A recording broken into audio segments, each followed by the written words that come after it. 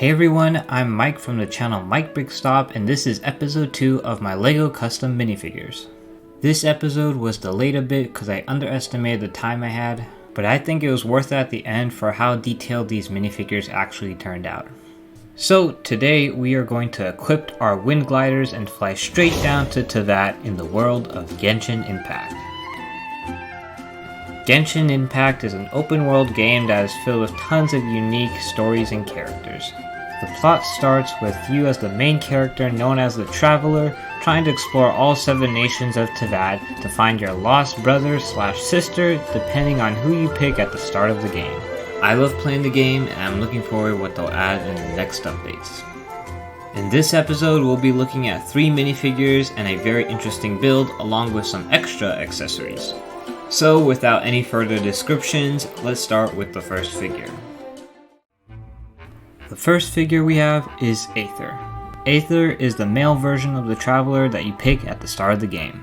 He comes with a cape piece that has 2 different colors on each side, which is something that LEGO has done with some of their minifigures. He uses Jay's hairpiece from the Ninjago movie in this golden yellowish color, and I think it's really accurate to his character in-game.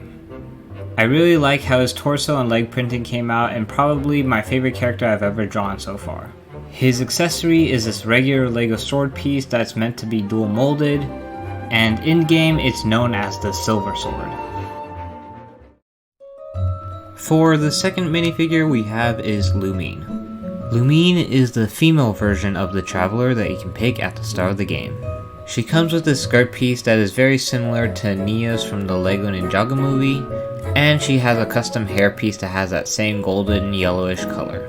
The printing for this one was a little bit more harder than Aether's, but I managed to work it all out in the end. She also comes with the same silver sword as her accessory. Now for the third and last-ish minifigure we have is Paimon. Paimon is your guide and emergency food source that floats around by your side as you travel throughout all the lands of Teyvat. She uses the small minifigure legs as she is a lot smaller in-game compared to the 2 other characters.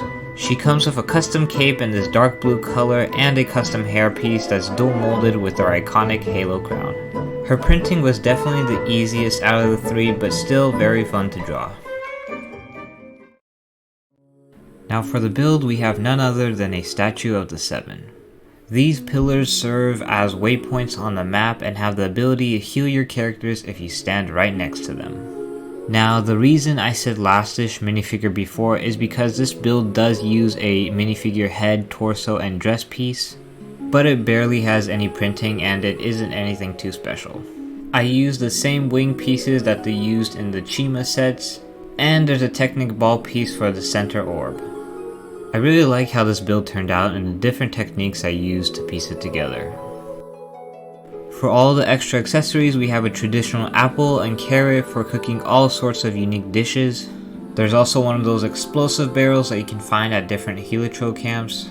And last we have 2 builds for the dandelion flowers that you can find all around Mondstadt. The 1x1 circular tiles are meant to be glow in the dark as these flowers do give off light in game.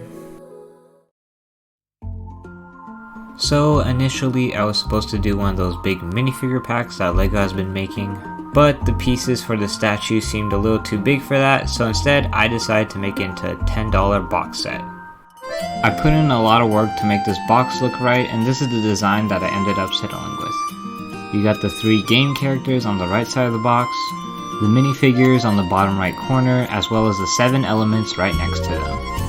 And of course you got the set name and set number, which is something I'll leave you guys to decipher. I didn't add the piece count since I thought it wasn't necessary, but if you are wondering, there are a total of 96 pieces in this set. And that's it. Again, sorry for the delay of this episode. I'll start on the next one a lot earlier so it'll be done in time. So while I'm doing that, you guys can leave suggestions for future minifigures you want to see me draw in the comments down below.